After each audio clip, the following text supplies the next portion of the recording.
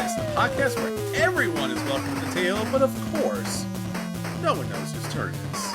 This is Chris. Hey, this is Anthony.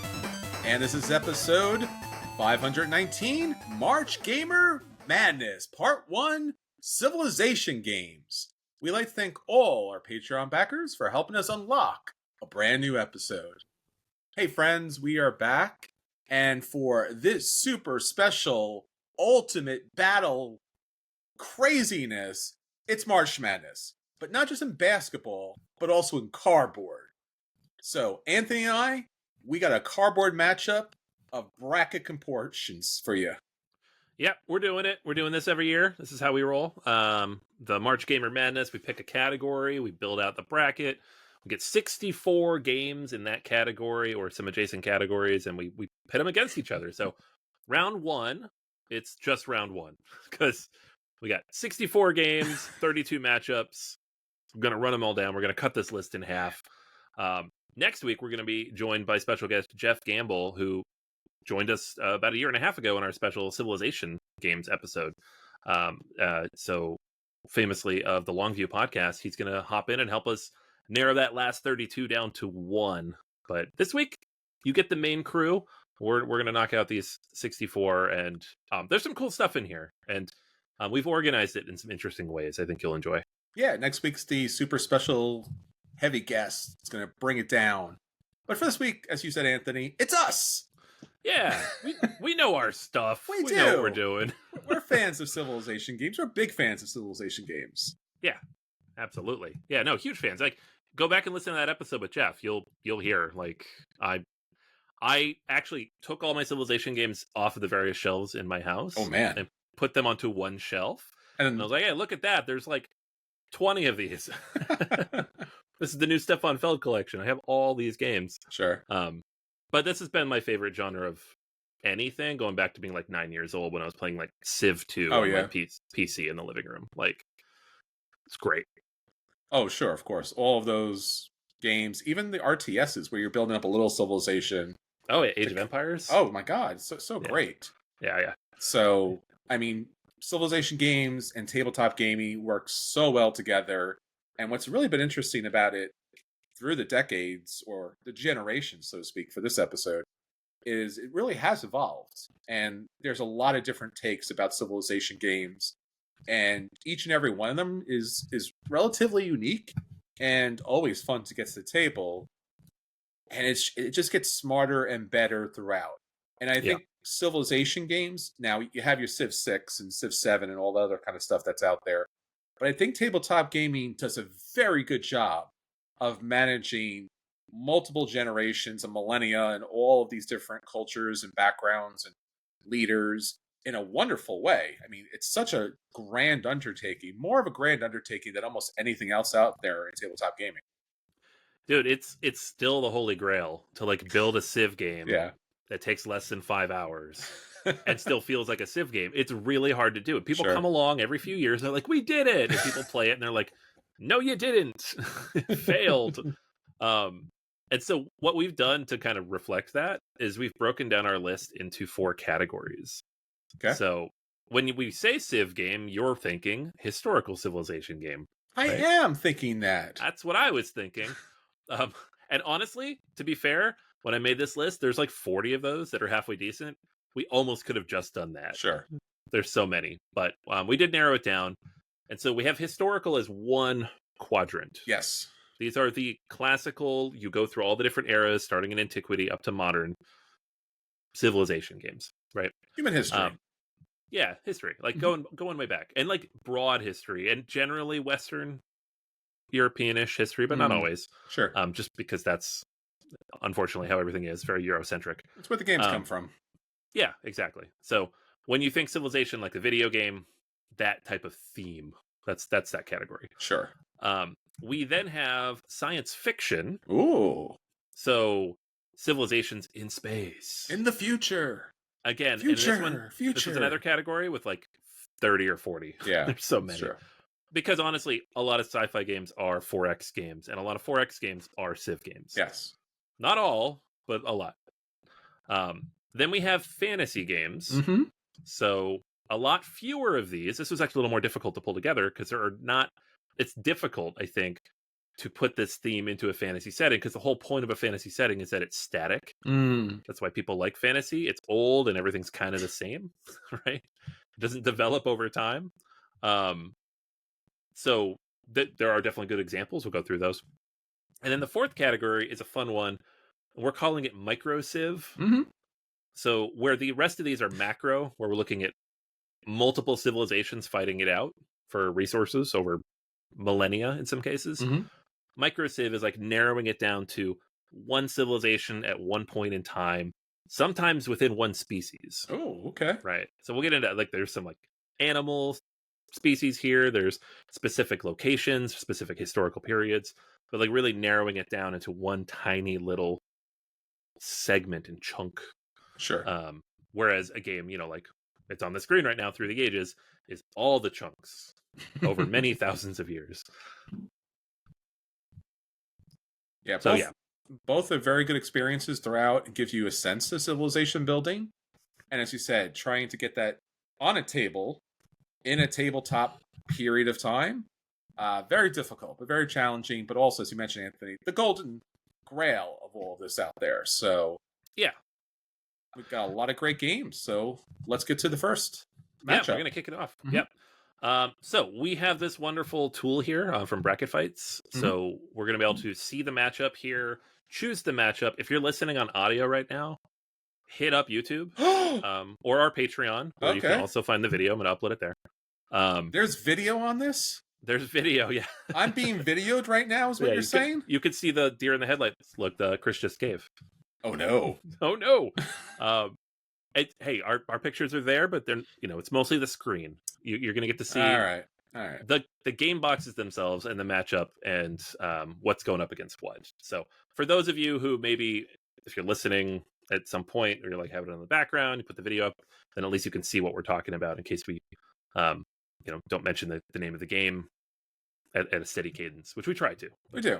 In case you miss it. Yeah. So it's a really cool bracket to take a look at, and you can follow along with us and predict what the future might be of that Civilization game. Yeah. Yep. So let's dive in. Our first matchup here, number 1 in the historical bracket versus number 16. We have Through the Ages, A New Story of Civilization versus The Flow of History. So we've got Vlaada Chvátil's epic Civ game, one of the biggest, one of the most effective at capturing what it feels like to play Civilization, the video game, versus a much smaller but still very fascinating, interesting game that does some really cool stuff. Yeah, both very good games. I think The Flow of History would have a better chance moving on if it's not up against the granddaddy here a little bit, and I think Through the Ages, A New Story of Civilization, because they had an older story of civilization, does a really great job of incorporating all the new technologies and has continued to evolve. Right. So just for that alone, I think a modern version of a classic game that still keeps all its greatness. I'm voting for Through the Ages. I agree with you. Through the Ages is an amazing game, and that like you said, this is a tough matchup. The Flow of History is like more of almost an auction bidding style game. It's focused on the economics and building up the economy of your civilization. Sure. And how that pushes things forward. It's very interesting and fascinating from that perspective. Yes. Through the Ages tries to simulate all the stuff. It does. Right. And it gets almost all of it right. It's a very long game. It's kind of difficult. It's almost impenetrable with like 4 players at the table, but it's just a perfect interpretation of that specific thing. So I agree. All right. Through the Ages moves on to the next round. All right. All right. So next up here, we have our number 8, Europa Universalis, going up against our number 9, which is Civilization: A New Dawn. So in this case, we have Europa Universalis. It's kind of in the middle. Like it's not a micro because it's like a whole continent's history. Yes. But it's almost in a micro because it's really, purely Eurocentric. And it's over the course of like 500 to 1,000 years, not like everything. But it is legit like a sprawling, incredibly detailed, lengthy, super systemic take on like that kind of simulation game. It's Mhm. based on a video game that is that. Yes. Versus Civilization: A New Dawn, which is the opposite of that. It's like a super boiled down version of the Civilization formula, which I love, but it doesn't, at least without the expansion, it doesn't feel as much like a Civ game. And that's not even me picking a thing here. I'm just kind of like making the argument. Sure. I remember playing that game. Yeah, and it has the action mechanic with the cards in the slots that Arc Nova took and made famous. Mhm. So that was my favorite part of the game. We have now Arc Nova that does that as well. It doesn't really, it has like 2.5 of the X's, and a lot of it's pretty abstract, and it's not super asymmetrical. There are different civilizations, but they're not as asymmetrical. Mhm. It's a very good, interesting Euro game, but when you call it a Civ game, it's a little tough. Sure. The expansion helps a lot with that, but that's a Fantasy Flight game for you. All right. As you said, both good games, both different perspectives. I'm going to take this on a little bit of a tangent here. I think I'm going to go with Europa here, just because it has a lot more in the base box at the table. Yeah, it's tough. Like, I feel like if you ask me what my favorite game was, Civilization: New Dawn is in my top 100. I love that game. Agreed.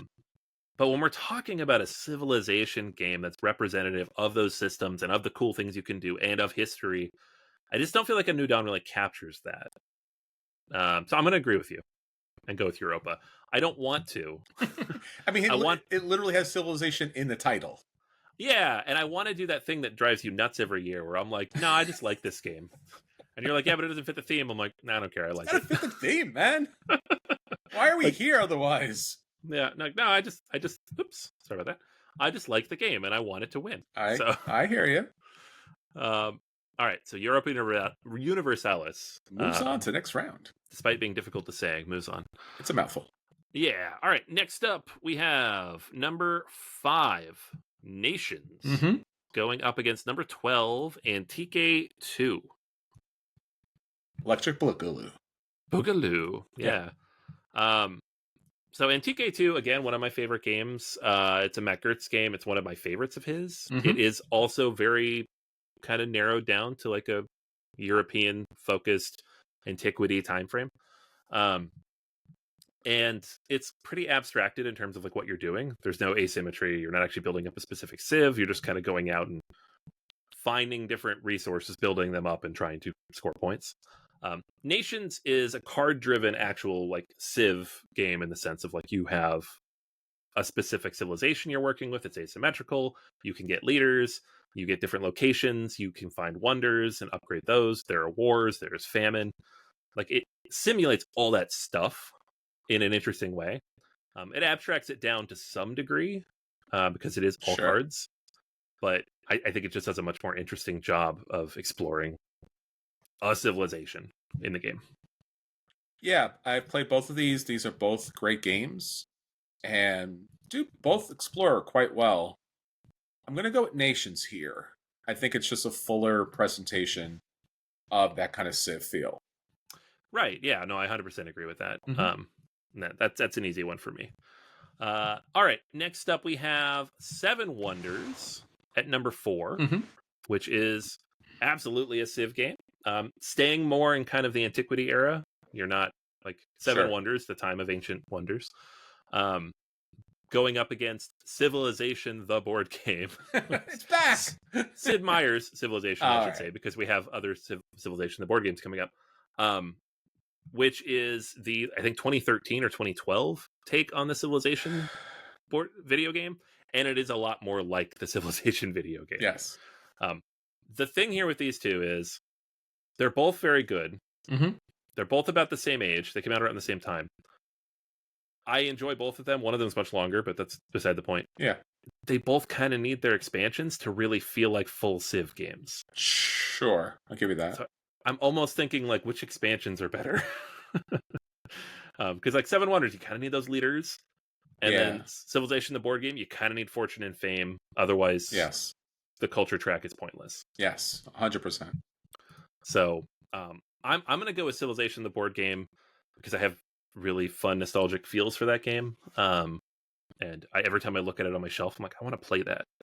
and it's like one of the first 5 board games I bought. Oh, I still have like the broken old copy that I got at Myriad with like the busted back. Sure. I do love Seven Wonders though. Yeah, I mean, Seven Wonders. I also own the first and the second edition, and Seven Wonders, all the dual and all that other kind of stuff. I think Seven Wonders is a fairly complete game. As you mentioned, Leaders gives you more of the thematic feel, and then Cities gives you the interaction. Right. So, whereas I think Civilization, the Sid Meier version here, I think as you mentioned with the culture track and also the money is a bit of an issue too, as we experienced a long time ago. I'm going to go with Seven Wonders here. All right. We have our first showdown. So every year we do this where I'm like, we have a die. And some people are like, do you really have a die? And I'm like, we do really have a die, but you can't see it. But those watching the video, here's the die. It's a die. There's a D20 on my desk. Okay. So evens or odds, my friend? Evens. Evens, Seven Wonders, odds, Civilization. It is a 9. All I right. guess you can't see that because the camera's at the wrong angle. Why don't you have another screen for the camera for the die? 9, guys. There you go. All right, Civilization, the board game. Moving on. All righty.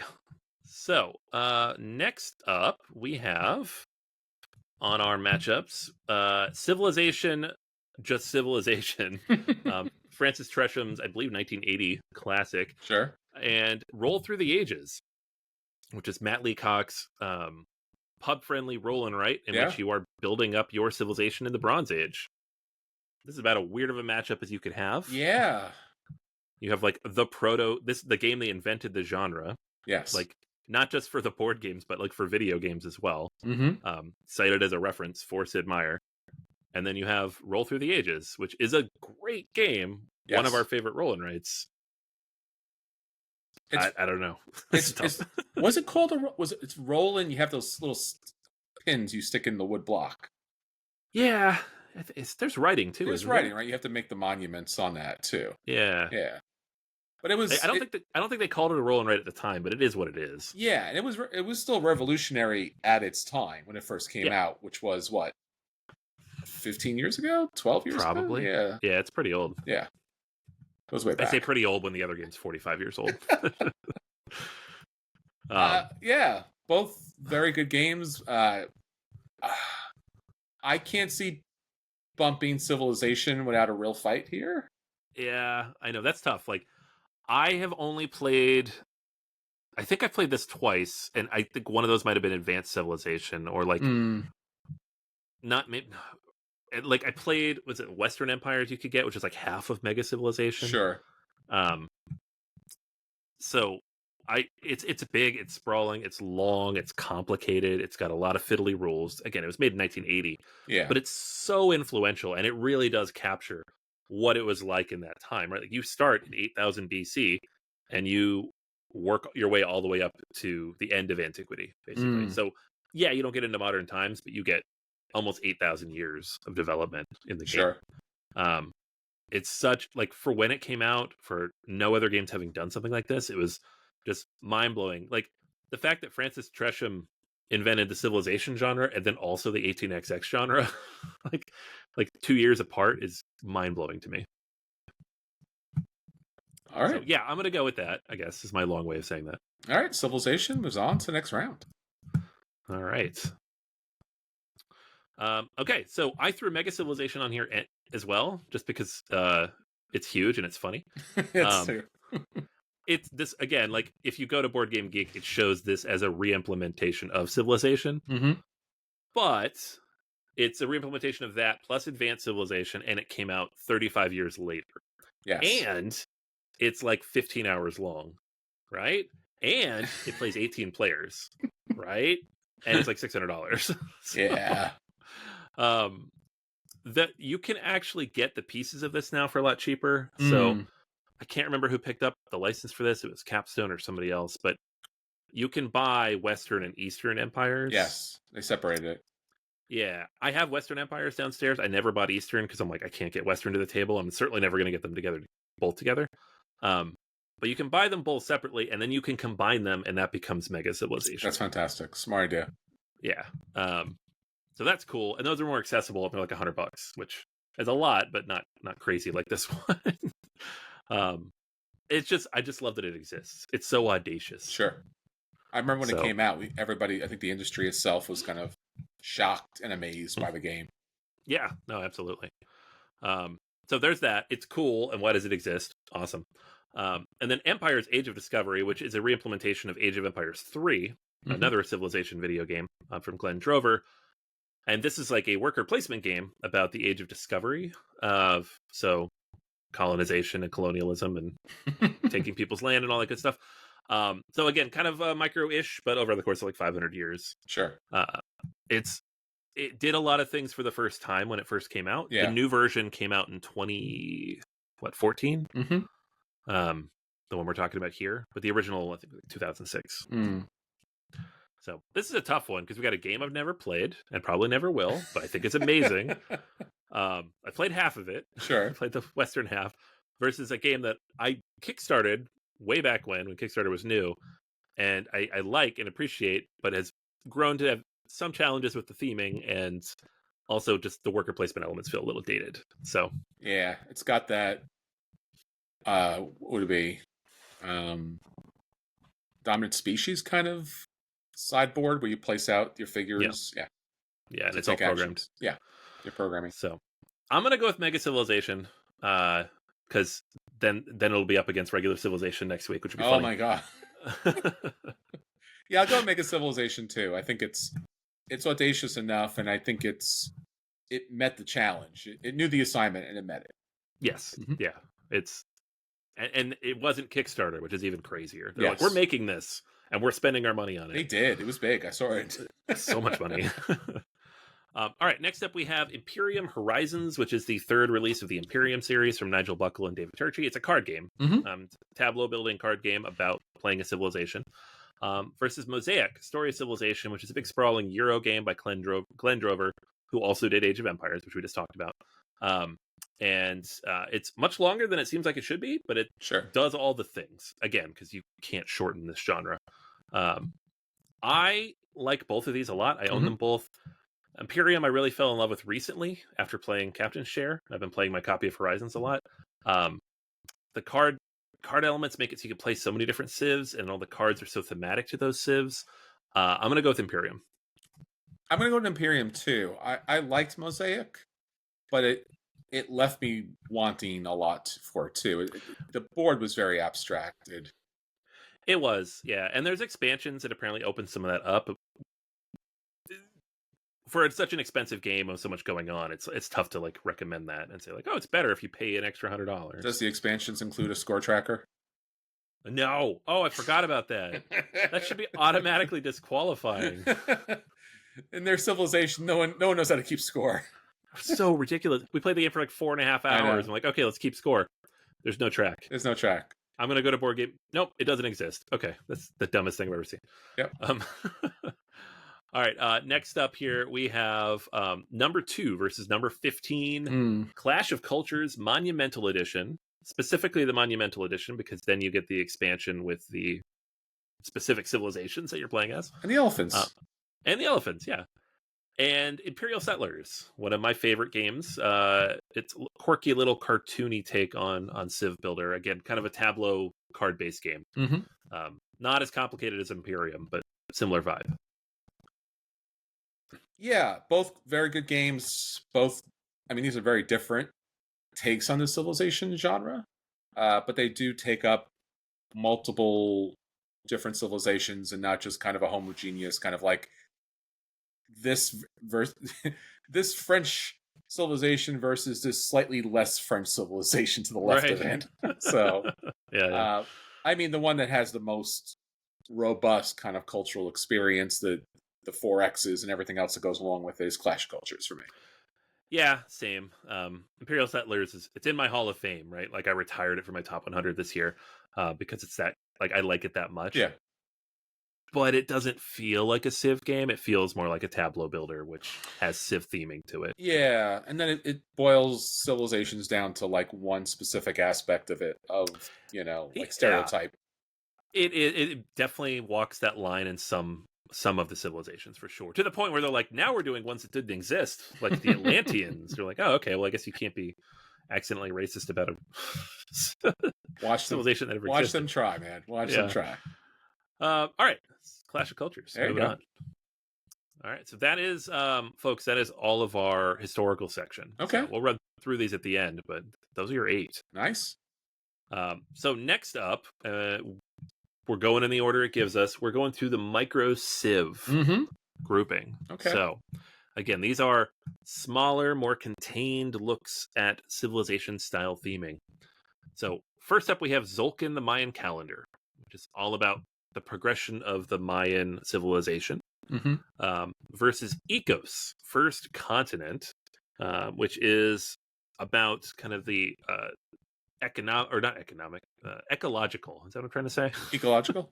Yeah, ecological development of Earth, right? So you are actual forces of nature molding the planet, sure, as players. So there are no actual human civilizations. It's more plants and animals. They do a better job than we do. Yeah, true. They don't destroy all of it. No. Took a meteor to do that. Yeah, I don't know. This is a cool matchup. I like anything where it's like, hey, it's a Civ game, but there's no actual people in it. That's a cool idea. That's true. Tzolk'in is such a clever, creative formula, though. Yeah, it's hard because Ecos does give you that kind of expansive feel, even in that early time period.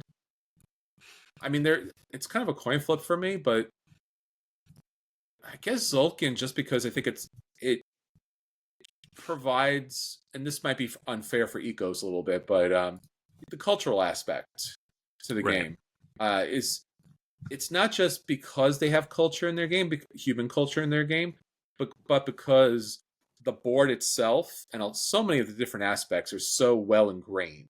They're so thematic. It's thematic, mechanically thematic, right? Like, and that always makes a game better. And we're gonna get to some that are like that. Yes, but Ecos is a little more abstract. It is. All right, I agree. That's my way of saying I agree. There you go, buddy. All the way. All right, next up we have Bios Origins, which is a game about kind of the origins of the human race on Earth. I've heard of them. Yeah, so there's a bunch of Bios games, but this one specifically is a civilization building game. Sure. From Phil Eklund, John Menker. So it's like the development of humans from all these different subspecies into who we are now-ish. And that's up against the Wolves. And this is a fun one because the Wolves it's about wolves. You are playing as wolves, but you're building your own pack of wolves. You're trying to survive and be the most dominant pack in that territory. So the civilizations are those different packs of wolves. Yes. So it's got area majority elements. It's got some take that elements. You're building up territory, trying to control the map. It's kind of a fascinating. I mean, at its core, it's just like it's an area control game with some take that elements, but thematically, what you're doing is a micro Civ. Yes, 100%. So I find that one the most fascinating, honestly, having played both of these, to some degree. Bios Origins, like any Phil Eklund game, is long, it's complicated, it does a lot of very interesting things mechanically. Sure. But you really have to dig into it a bunch to kind of pull those out. Yes. The wolves, the mechanics make you feel like you're being a wolf, right? like take that, get out of my space. So that's fun. Yeah, I think just by the same token, what we talk about Tzolk'in, where the culture plays an additional level to the civilization building, I think that the same can be said, as you mentioned, with the wolves. I think the idea of having those different packs, how they kind of evolve, how they expand their territory, they do the 4X as well. Yeah. Over multiple generations. So I'm going to go with the wolves here. All right. We are on the same page. There you go, buddy. Keep being on the same page. All right. Next up, we have Ryan Swisher and Tim Eisner's March of the Ants, building up an ant civilization. So the photo here, I think, is the original, but there is a second edition that they call the Evolved Edition, which is generally agreed upon to be the best version of the game. Nice. And then we have Stefan Riesthouse's Gentis, which is a game that could have gone in the historical section, but it's a little abstracted. It is. So it's not really about specific civilizations so much as the concept of civilization. Yes. And so your tribes is kind of prehistoric in focus, and the main focus here in the game is like the passage of time. And you spend that time as a resource to kind of move through and develop your family tree effectively. It's a brilliant game. I love it. But it's kind of abstract for the traditional genre. Yeah, both very good games. Both, like you said, the microcosms of their evolutionary kind of development in that specific period. I think the Gentes was one of those games where, like, loving Civ games and saw that come out on crowdfunding and was like, oh, this looks incredibly boring and super abstract and I have no interest in this.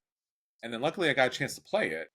And I do think the time aspect is something that plays such a big part in the Civilization games.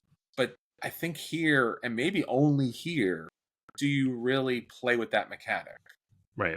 And I think that was something that was really, it stuck with me even after the game. So I'm going to go Gentes. Yeah, I like Gentes a lot. I think it's a really smart game that does a lot of very interesting things with, yeah, like you said, those core underlying mechanics of what it means to be a civilization. But ants are cool, man. They are. You ever seen like an ant colony? Crazy. Like, how does that work? I don't get it. So I'm going with March of the Ants because a 4X game with ants, it just feels like a perfect formula. And the second edition, which I believe just came out or is coming out, where you build out this kind of sprawling map around your tunnel, it's just a cool idea. I mean, they know there's civilization building, and there's more ants than there are people out there. That's true. All right, evens or odds for Gentes? I'll take odds this time. Odds it is. And we have 18. All right. March of the Ants moves on to the next round. I am not rolling this episode. Yeah. Well, I'm rolling the dice, so you never know. All right, next up, we have our number 4 up against our number 13, Dominant Species, the original. And the reason we picked the original we put in here is because you do have like these distinct animal species from different biomes and parts of the land vying for territory. Yes. And survival. Versus Inventions, Evolution of Ideas, which is Vital Lacerda's look at specifically one of those X's. Yes. The kind of ideas and development of ideas throughout a civilization. So we've got animals trying to kill each other or people trying to invent stuff. I mean, the inventions concept and how there's different parts to inventing something and to spreading amongst different people, different continents, different, the world map that they kind of put out there is very inventive. Although the actual inventions that you're inventing, while they do have some sort of thematic element, like certain things do play off other ones, you could also be a civilization that doesn't have computers but has fire, and and it's really odd. Dominant Species, what I like, and it would only be something that you would know if you actually play the game, is you are playing different species. You're playing a type, but you have all these different evolving species that going throughout the landmass. Yeah, and they grow and they change. They eat different foods. They live in different locations. They modify with the ice that comes in, the ice age that kind of pulls in. They conflict. They support. So yeah, Dominant Species, certainly evolution. I think so too. Yeah, I like when making this list. Even I was like, oh, that's an interesting one. That'll be fun to talk about because it is a Civ game when you think about what it's doing. And people think, oh, it's area control and your animals. Like you are, but they're building up their own biome and they're building, evolving to survive, and that's what humans have done through civilization. Yeah, they do all the X's, and they do it in a very inventive way. All right. So there you go. Dominant species. Moving on. There you go. All right. Next up, well, so we had 3 animal wins in a row there. There you go. Yay, animals. Yay. No animal wins this time because we've got Manhattan Project Energy Empire. And we've got the old cover here because this is the one I own. Okay. Up against Terraforming Mars. Mm. So Energy Empire about building up the energy infrastructure of your civilization and what that looks like over time. Yes. And Terraforming Mars, literally about building a planet for people to live on. It's true. Quite literally physically building the civilization, even if you're not running the civilization. Yeah, you're an Energy Empire you play as a nation. Yeah, right. And that nation has a special ability or abilities. And then Terraforming Mars, you're playing as a corporation. Right. So it's not a nation, but these days it might as well be. Yeah.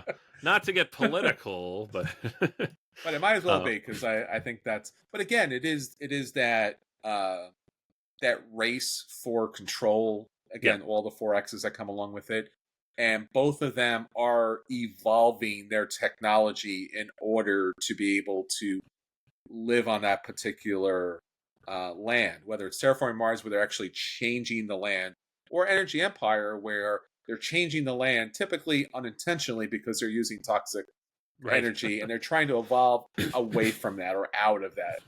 So, two really great games, yeah. Yeah, no, it's a really interesting matchup because I think they both do it in different ways, interesting ways. I'd be happy with either of them. I think the one that I find most fascinating for this particular conversation is Energy Empire. Sure. Because it is closer to our lived experience of, there is a nation, they are developing their energy infrastructure, and they're determining how to do that in a way that either supports or puts their people in danger or both. And they have to deal with the events that come through that. So, Terraforming Mars I like the idea of you're not running a civ, you're just physically building it. Yes. Which is kind of cool. But yeah, I'm leaning towards Energy Empire. Yeah, and I think for Energy Empire too, because that's my pick, I think one of the interesting aspects of it, just like Terraforming Mars, is the technology is where the evolution comes from.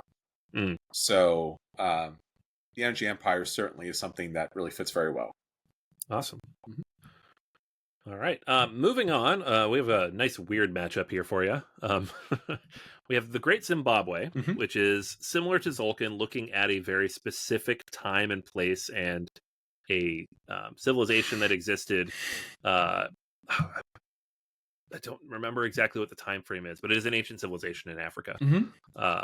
And it's an economic game where you're building up your economic abilities by buying different technologies. You build different craftsmen, you gather different resources.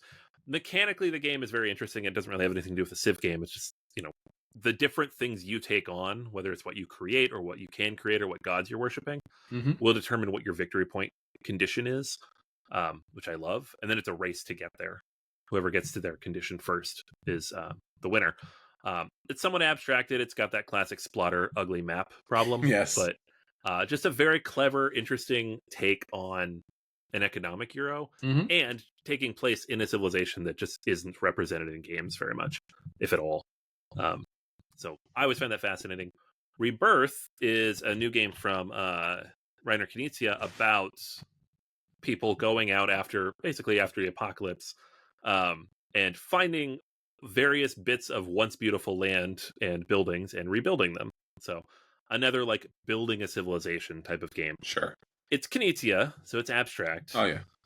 But it's pretty. And thematically, you are physically building out those old lands. Yes. So for me, it's Great Zimbabwe. I love the representation of something that isn't in Western Europe, even if the game itself isn't about necessarily. I mean, it has a lot of elements of that civilization, but it's not about specifically running that civilization so much as the economics of it. But yeah, and I also like the game a lot. So I don't like the game a lot, but I do think it is a better representation of the civilization it's trying to represent. Okay. Bam. There you go, buddy. We click it. All right. Next up, we have On Mars. So not quite building Mars for people as Terraforming Mars did, but the precursor to building Mars for people. Sure. And then mycelia. Mushrooms. Mushrooms. Which, it's I think I grabbed the wrong mycelia cover. I think you did. It's cuter, though. Why are there two that came out within a year of each other? It's very cute, though. Yeah. Well, okay, so imagine a greenish cover with two ugly mushrooms on it. It's true. That's the one I was thinking of. But it's a game where you're growing a mushroom kingdom and they're fighting for survival. It's right? fine. It's not on video anyway. Yeah, no, you can't tell. It's look, cute little mushrooms now pretending they're fighting each other to the death. Or they're working together to create a vast network. Exactly. Over millennial, Yeah. They've been around longer than us, and they'll probably be here after. They have their own horror movie and horror video games, so sure, why not? Yeah, totally. Yeah. Yeah, I don't know. Mycelia is a cool. There's so many mushroom games that came out at the same time, obviously, since I grabbed the wrong cover. And they all have the same basic idea, right? Like mushroom, like fungi grow in this big network. Yes. And they have to work together with the things that they're growing from. Yes. And it communicates over vast space. Like crazy. it is a big sprawling civilization underground. Yes. And sometimes above ground. I love On Mars. It doesn't feel like as much of a Civ game as like Terraforming Mars did. Sure. I think if this was Terraforming Mars versus Mycelia, I would go with Terraforming Mars. But I think our cute little mushroom friends get my pick. Yeah, I'll go with that too. I think the extraordinary nature and evolution and micro civilization that they construct is fascinating. Mm-hmm. All right. Next up, last pick here, we have number 2 from our list is Antiquity, which is a game about antiquity, obviously, but it is so abstracted because it is a splatter game that it doesn't really feel like it until you get to some of the things that you're actually doing, right? And you're building up over time and like the impact you have on the land. So where you're living is meant to be like Italy, Middle Ages ish, maybe before that. It's not really clear. But I always really appreciated like the pollution mechanics here. As something to take into consideration, like we talked about with like Energy Empire, like where are you going to bury the bodies, and when you produce stuff and cut down the forests, what happens to your land? Yeah. And how are you going to break up? You have all these little polyominoes, but some of them are going to take up space in ways that you wouldn't like. Yes. It's such a weird game. It is. It's good. And you got Earth, which is just about building out Earth, right? You're stacking up all these different things, build your big tableau. It's Race for the Galaxy, but with Earth. So yeah, all the different natural growth that comes over those generations and how that kind of builds up to be its own natural civilization. Right. So I don't know. This is a weird one. I'm not really sure which one I would go with here. Well, I'm going to go with Antiquity for 2 reasons. Okay. One, right, it is my favorite splatter, which is odd. But also 2, because I think there's only one other game, I think, when I'm thinking of Village. Antiquity has that kind of mechanic, as you mentioned, where not only are you building up your civilization amongst other city-states, but you're building it up over generations to the point where you have to burying your people is a very big part of the game mechanic. Right. And you do feel like time is passing because of that. Right. And that's a really interesting dynamic, like we talked with Gentes earlier, that typically you don't think about when you play a lot of civilization games, that there is, like, oh, we still have people. Like, does anyone pass away to the next generation? Like, actually turns out here. So, all right, you talked me into it. I kind of forget about that time element. Yeah, and I really liked that argument for Gentes, even though I liked the ants more. Sure. So yeah, Antiquity for me too. All right, Antiquity. Moves on. Next round. All right. All right. So, it's trying to make us do that. We can't do that. Not until Geof gets here. We can't jump to next week. What are you doing? Geof will yell at us. Uh-oh. I'm breaking everything. Technical difficulties, people. Don't worry. This is not on video. This is just audio. You have no idea what's happening. It's all fine. It's all proceeding normally. It's not broke whatsoever. No. Not even a little bit. No, it's not. All right, so we're gonna continue and pretend that we're having this conversation here. Twilight Imperium Yes, versus It's a Wonderful World, and just ignore the fact that I accidentally already picked the winner. that's okay because I'll accidentally already pick Twilight Imperium because Yeah, this is such an easy one. yeah, I'm sorry. It is a wonderful world, but not right now. No, yeah. We'll have plenty of time to talk about TI4 next week and probably the following. Well, no, just It's next like week, TI3, but better by one. and there's civilizations, and they're in space. Space civilizations, man. Heck yeah, love it. Yeah, 4X, buddy. It's good. All right, Yeah, so sure. yeah, really? No, it's good. It's fine. It's good. All right, next matchup here: High Frontier for All. Uh-huh. I believe that's the full name. Versus Empires of the Void 2. Ooh. So, High Frontier for All, again, it falls, I think this is a Phil Eklund joint. Mm-hmm. So it is about as sprawling and messy as they get. Yes. Just bits and bits and bits and bits everywhere. And it's just like the 4th edition of this game, I think, at this point. Mm-hmm. So I've been building and developing this game forever. Yes. And so it takes like 6 hours to play, and it has all that. Like, I'm making it sound bad. It's just a really heavy game. Yeah, like, yeah, I think it's fine. It's a brilliant game, but it's very heavy. And then we have up against that Empires of the Void 2, which is Ryan Lockett's big space 4X game. Yes. Which develops and builds on everything Empires of the Void did, 10X as well. So 2 really big, heavy space development games. One is more sci-fi. Yes. It's interesting discussion. Both very good games. Empires of the Void 2. I remember playing that at a convention, and the person teaching it was befuddled, and it took almost twice as long to play. And I remember really enjoying it despite all of that. Right. And having my characters kind of grow and expand throughout the universe and kind of build up new civilizations on other planets. And then I met Ryan Lockett at a convention, and I was like, hey, I played your game, but I probably didn't play it right, but I really enjoyed it. I want to play it again because I really like that kind of building situation space. And I enjoy a lot of his games.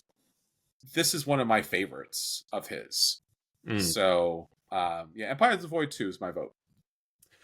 Okay. Yeah, no, it's interesting as well. Like, I think I agree just because I think it's easier to get to the table and it's not quite as sprawling. And, like, Sure. Part of what makes High Frontier for All so good is that you just kind of invest in it time-wise. Like, it even has game rules where you can play through as, like, stage 4 of the BIOS series. Yeah. So you go from, like, BIOS, I think, Origins, and then through Megafauna, and then through the people development or PAX, whatever it is, all the way up through this. So it's just like the full evolution of life on Earth and Sure. off of Earth. That's cool. That's a lot. It is a lot. So I don't know. Empires of the Void is a very interesting game, though. So I will go with you on that. All right. Empires of the Void, number 2. Who's on next round? All right. Next up, we have Star Trek Ascendancy, which is an interesting spin for Civ game because it is a 4X game where you have factions vying for resources and trying to build out. But it has all the elements of a good Civ game as well, too. Like, each of these different civilizations has a different idea of what it means to be successful. Yes. And what they're doing, and you are each asymmetrically trying to do that thing, whether it's combat or exploration and discovery. Yeah, and each planet, there's different modules on each planet, so you are building up civilization and mining and resources there too. Yeah, absolutely. So I think it does stuff that you don't necessarily see in other ones, just because you have all the recognition that comes in those different factions. Yes, like, and we know what the Federation's about. Yeah, right? And you don't always have to conquer. There's a lot of cultural kind of maneuvering and soft power that goes on. Yeah, exactly. So next up here against that, we have Ginkopolis. Ooh. So this is the 23rd century, and people are building cities that are meant to be symbiotic with nature, which is cool. It's a cool theme. And so this is a future where humans have used up everything. so now we're trying to survive by not continuing to destroy nature. So I think the game is very optimistic about how long that will take. 2212. Okay. And so you're laying out these different tiles, and the game itself is somewhat abstract, but Yeah. it's very good. It's a very good good game. I don't know that I feel that theme so much. Every time I read it, I'm like, oh, that's right. That's what this game is about. That's a cool theme, but It is. you don't really feel it. No. Yeah, I'm gonna go Star Trek Ascendancy. Okay, yeah, you beat me to it. Yeah, I agree. Yeah, that's kind of an easy one. All right, next up we have Roll for the Galaxy, which when I was building this, I'm like, I have 3 choices here. I'm only going to put one in. Race for the Galaxy, Roll for the Galaxy, or New Frontiers. So, sure. Card game, dice game, board game. They're all the same idea. You're building out your own little tableau of a civilization within this galaxy, and you're trying to generate resources effectively. But it's space development tableau builder, right? Revive is a bit of an interesting one in that it is similar to we talked about. Was it Rebirth, like post-apocalypse and trying to rebuild mankind? This is even further. This is like 5,000 years in the future. Like everything's wiped out, and you are trying to lead your individual tribe civilization out and build up again, right? And unlike the Knizia game, I feel like this does a much more interesting job of guiding you through that thematically, through the different cards that you have, which have like these different robots and different people, and some people that don't look like people anymore. And then there's a campaign where you kind of go through and you face different things and different challenges. It has like a story mode that goes through the game. So I find this game really interesting. I know it's been very popular in like the solo play crowd. But for a game that kind of came out without a lot of fanfare, it's like eked its way in the top 100 now. And I was pleasantly surprised to see that because I thought it was like a hidden gem, and apparently no, a lot of people like this game. So yeah, Revive I think is a very cool idea for a Civ game where it's like, okay, there was a civilization, it's super dead and frozen now. Yeah, let's go out and dig for all the stuff they left behind and build a new one. Interesting. Yeah, both great games. Roll for the Galaxy is one of my favorite games. That's in my top 100. And building up your planetary system and launching ships and resources does make you feel like there's an economic system to this civilization building. But I'm going to go with Revive here. I think you kind of sold me on that. All right, cool. I thought we were going to have to roll the dice. I like Revive. All right, next up we have Underwater Cities. You're building up a network of underwater cities, your own little personal aquatic civilization. Which is 100% the theme of the game. Up against Beyond the Sun, which is a game about expanding and building out a civilization in space. And there's like a little tiny itty bitty bit of combat off in the corner. Yeah. But mostly it's technology development. Yes. It's a tech tree game. Tech tree, the game. The game, yes, basically, yeah. And, like the expansion has kind of an interesting, like there's like an opponent that comes in, like an outside force, like an alien force you have to go up against. And it's interesting, but the core of the game really is just those tech cards that you get, which are cool. They're fun. They break the game in fun ways. The problem I think you and I have both voiced with this game is it just starts to feel a little samey after a few plays. You're going down the same tracks. You're seeing the same tech. Yeah, and they also came out or reinvented the game. So Beyond the Horizon actually has more of a Civ kind of setup for it too. It's a straight Civ game. Yeah, and that just came out recently too. But Beyond the Stars is kind of like the mainstay, the classic version of it. Right. I like this game a lot. I still have my copy. I wish you could play the solo mode with the expansion. It's so annoying you can't. It's so weird that they did that. I don't like it. But Underwater Cities, all the arguments I made about Terraforming Mars, where like you're actually building the civilization. Yes. Maybe not running it, but building it. I like that. Yeah, over multiple generations. So Underwater Cities for me as well. Cool. All right, next up we have Eclipse Second Dawn for the Galaxy, which is, as you'd imagine, you are a faction, you are developing. It's 4X in space. Yeah. We've done this before. Doesn't mean it's bad, but we've talked about this. Up against Boone Lake, which is a similar theme to Revive and a couple of the other games we talked about, where it is this area that's long forgotten by people, and you're going in there and trying to find resources and use them to build up your own group and settlement. So I didn't realize how many of these games there were. Yes. Like post-apocalyptic rebuilding society games that are kind of optimistic, despite. Oh no. I know. It was like, oh, you're gonna do fun stuff, and I'm like, isn't this like after the apocalypse? Like, yeah, but it's fun. It's like, okay, fun. Yeah. So it's not Maracaibo, but it kind of has a similar mechanic. Like you're going down the river, and then you go back up the river, and you go down the river. Yeah, it's got that cattle punk kind of power to it. Right. Yeah. There we go. That's the word I'm looking for. And you are growing. Yeah, it's a lot of cows. A lot of cows. Who knew? Alexander Pfister is obsessed with cows. I don't know. 100%. I think that game's pretty cool. I think I enjoy Revive a lot more. If I'm gonna go with like post-apocalyptic rebuilding society as a theme. And Eclipse is just such a good game. Yes.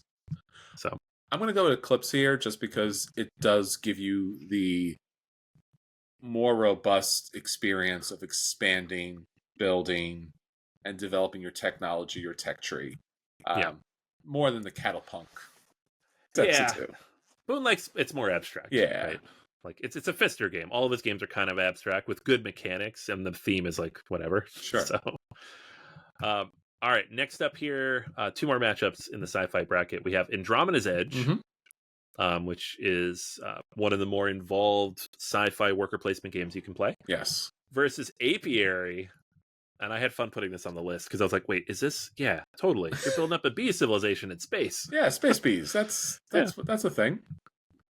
It's literally about hyper-intelligent bees going to space and building a civilization because the humans are gone and they can go out and do as they please. So I think it's very cool. The game is actually surprisingly good. Yeah. Considering how silly the theme is. It's one of the more interesting worker placement games I've played in the last few years. And yeah. I, for one, welcome our hyper-intelligent bee masters. Please, we need more bees. I'm telling you. They do better than we're doing. Andromeda's Edge, though, I don't know. It's tough. Like, I don't know how many 4xe space games I need on the list necessarily. It's a fantastic game. I don't know that it feels to me like I'm building a civ. I'm building a little tableau where I trigger a bunch of cool abilities. I don't know. How do you feel about that? I mean, it's not as abstracted as most of the games out there. True. You do have the physical pieces of the civilization that are getting built up. You do have the technology. You do have the leaders.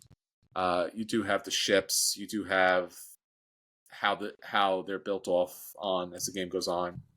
So both of them do a very good job as far as that's concerned. Right. We go to Andromeda's Edge here. All right. I'm going Space Bees. Okay. Evens or odds, my friend? Odds. Odds for Andromeda. It's 17. All right. You want to roll, my friend. Woohoo! Just for anybody out there who's like, he's cheating. I'm like, I'm not. No, that's fine. We're all good. All right, we got one more matchup here. It is Gaia Project, which is Terra Mystica in space, and a lot more focus on technology and that tree, building that up. And then we have Alien Frontiers. Ooh. Kind of a classic worker placement game, which you are going out and exploring the galaxy. Both space, both growth on those planets. I think Gaia is a little more expansive. I think Alien Frontiers, you just have that one main planet unless you bring in all the expansions. And there's a lot of little mini expansions for that. I like Alien Frontiers better, but I think Gaia Project is the better Civ game. Yeah, I agree. Like, we'll talk about Terra Mystica in like 2 seconds, but they're both Civ games, and I think this one's even a little bit more of a Civ game because it really focuses on the tech and like how it helps you expand. All right. All right, folks, there's our sci-fi. Let's get to fantasy. It's our last little chunk here. I just mentioned it. Here it is. There you go. Number 1, Terra Mystica. Sure. Now, Terra Mystica, just like Gaia Project, is a game about running a civilization, building it out, and trying to have the most effectively influence and growth within the tiny little space. Much smaller scope and scale, but a lot, still a lot going on. Up against Battle Mist. Now, Battle Mist is like one of the first games Christian Peterson made for Fantasy Flight after Twilight Imperium 1, Sure. and it's the precursor to Rune Wars, which we will talk about later. So you are playing as these different like fantasy things and trying to go out and build up your space. It's got a lot of similarities like Catan. It's got some similarities to Twilight Imperium. It's apparently not terribly good, but I have had a chance to see it and kind of observe the various rounds. It's not a game that's like easy to find anymore. Sure. But it's kind of a fun one to throw on the list. Yeah, I like to, when to Civilization games, ideally, not always, but ideally I like to have the civilization start off as a unique civilization. So even Andromeda's Edge, which is mostly an abstract worker placement game, does have its own civilizations, and Terra Mystica does have its own civilizations with its own benefits and its own building style. So I'm going to go with Terra Mystica. Yeah, same. Mhm. Yeah, I like Battle Mist is a really cool, interesting thing that exists as an artifact of gaming history. Sure. I don't think the game itself is probably very good. Gotcha. It's 30 years old. Next up, we have number 8, Everdell. And you're like, Everdell Fantasy? I'm like, yeah, it's little talking animals. It's I Everdell. know, the critters. They're critters, baby. Yeah, little tiny talking animals running around building their village. Versus number 9, Dwellings of Eldervale. So, well, you guys send your peasants and your builders out there, and then they wear a little bit of a hat, and they turn into a building. Yeah, absolutely. And if you got the big fancy version, you got monsters that are making sounds on the table. Oh, man. Love the monster sounds. I love this game, but I've only ever played it once because they made like 12 copies and refused to make more. I know.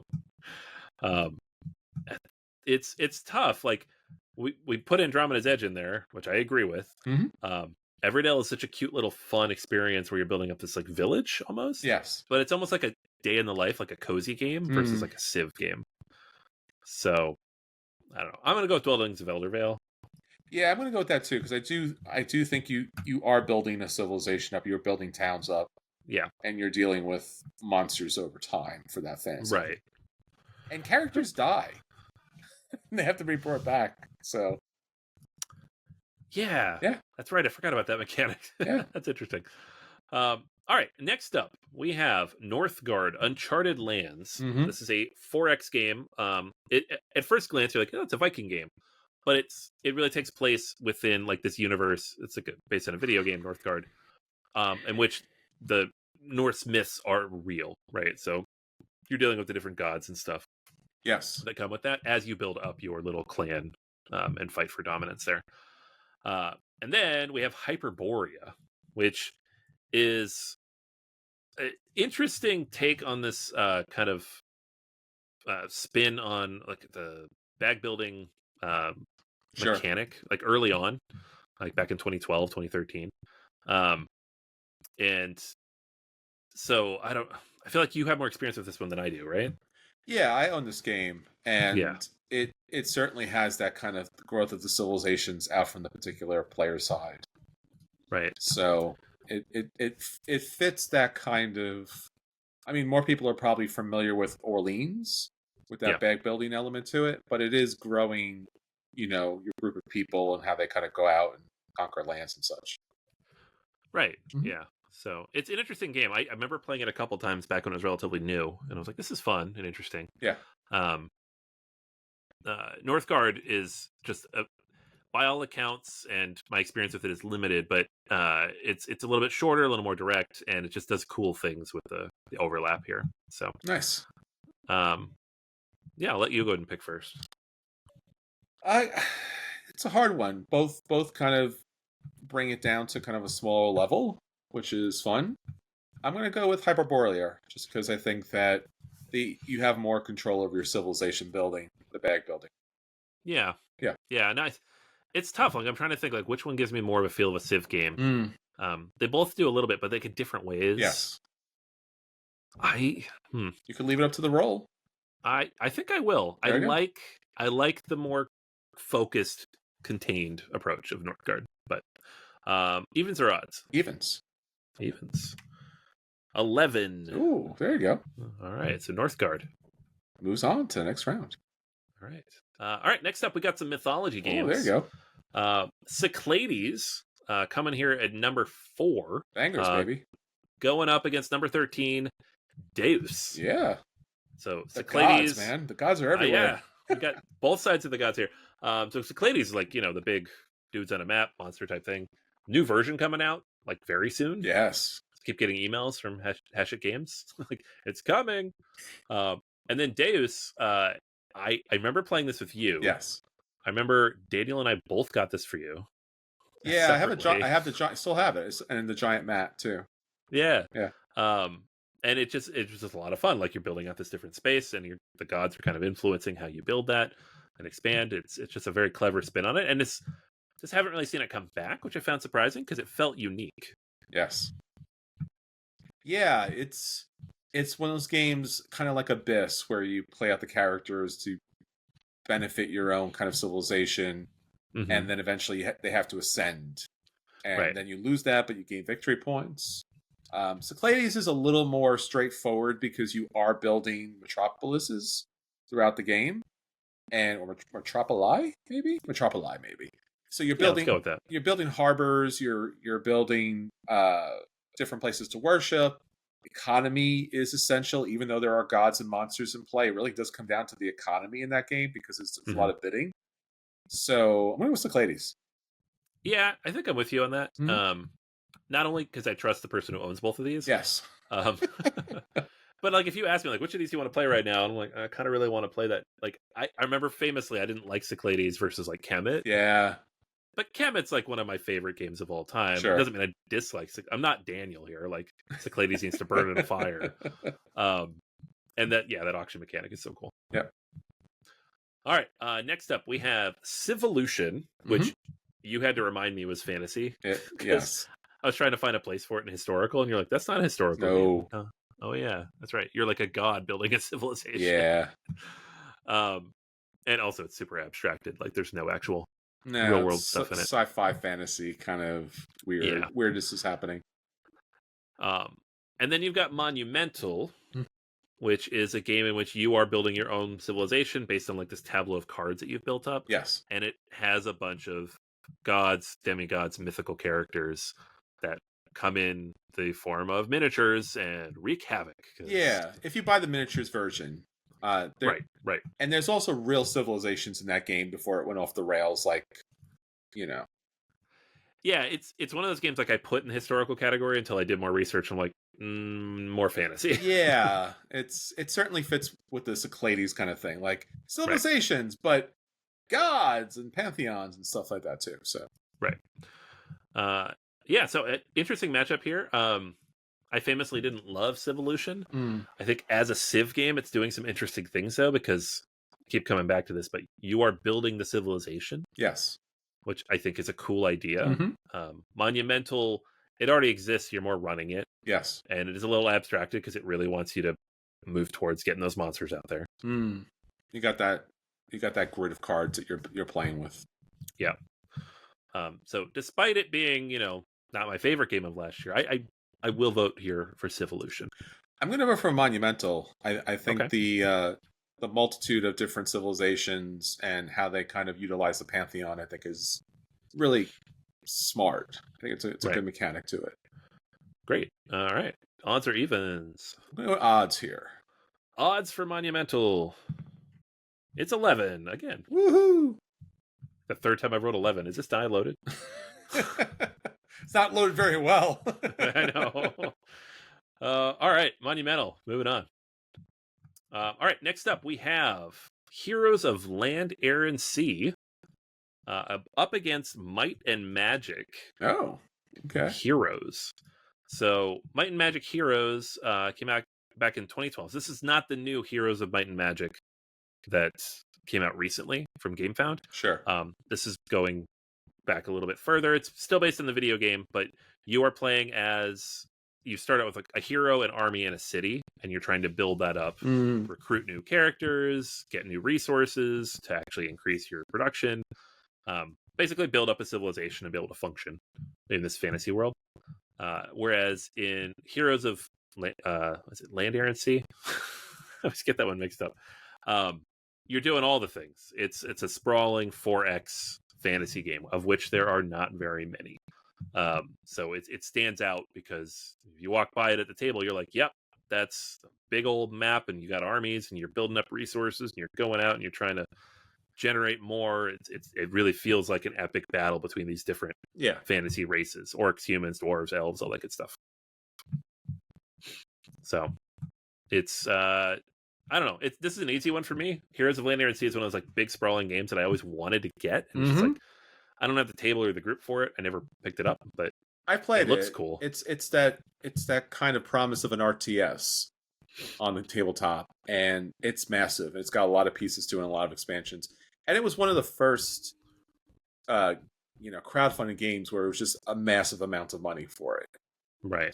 Because you were building a lot of ships and little flying objects and things like that. But it certainly does feel like it gives you that 4X experience and that civilization building based upon your unique faction. So I'm going to go with that. All right. I agree. All right. There you go. All right. We got 2 more matchups here, and I think 3 of these games are in your top 100, so this should be fun. Oh, no. Yeah. These are I'm sure they're in my top 50, so. Yeah, these are Chris games through and through. Like, I like all these, but they're not like, these aren't on my list. All right, so first up, we got Mare Nostrum Empires versus Rune Wars. Oh, no. Game. Yeah. I didn't do it on purpose. So, yeah, I'll let you talk about Mare Nostrum. Mare Nostrum's a really interesting game because you're dealing with the Mediterranean. You're dealing with different factions that are building up their own particular civilization. What really makes this game stand out is there's a multitude of different win conditions. Now, you've seen that in some of the like the legitimate civilization games where it's like, it could be economic, it could be, conquering, dominance. But this also, you have your pantheon of gods and your heroes that come into play.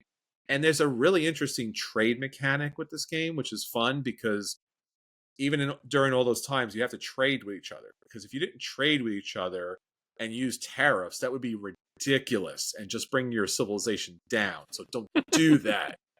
Now, Rune Wars is fantasy, command and colors kind of system on the board. And you have your different factions, and they have to control certain areas and towns. And they got to build up, and each of those factions have different allies that come into play. And it's a very glorious 2-player battling game about which civilization will conquer the other. So 2 great games are out there, Anthony. Yeah, really fantastic. For me, I think these are both fantastic. I'm going to go with Rune Wars. Sure. Because there just aren't that many fantasy games that do this. There's a bunch of sci-fi games, but there really are not that many fantasy games that let you feel like you're going out, building and growing a civilization, trying to conquer everybody around you. And then like you have the whole little thing on the side with the hero running off and doing their quests, which I love because it makes it feel more fantasy.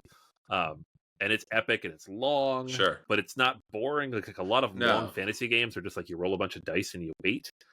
This isn't that. It feels more like a Euro where you get to think and do interesting things. And it has the elves in it. It does. It has your elves, which Battlelord does not. So, like, right there, it's already good. I mean, they're both great. They're both really great. And I'm going to go with Mare Nostrum here and let the die decide. The die shall decide. You want to odds again, see if I get another 11? I'm going to go with evens this time. Oh, okay.